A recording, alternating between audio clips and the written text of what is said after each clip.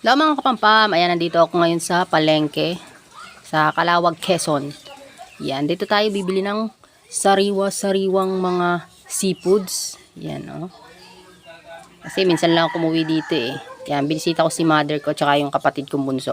So ayan, meron ditong mga fresh na isda. Ayan, oh, parrot fish. Ito, di ko alam kung anong tawag yung mga yan.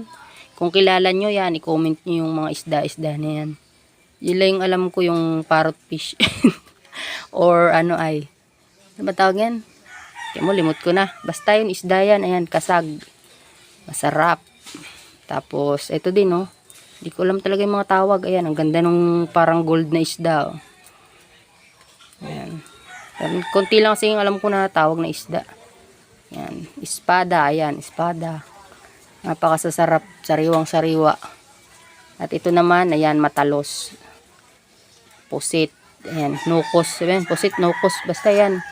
Tapos, ito, ayan o, baby na pagi. Or stingray. Ayan. So, di ko alam kung illegal ba, legal. Ito, mga ano to, tulingan. Ito, di ko alam yung isang mas mahaba. Ayan, tulingan. Tulingan ba yan? Or ano?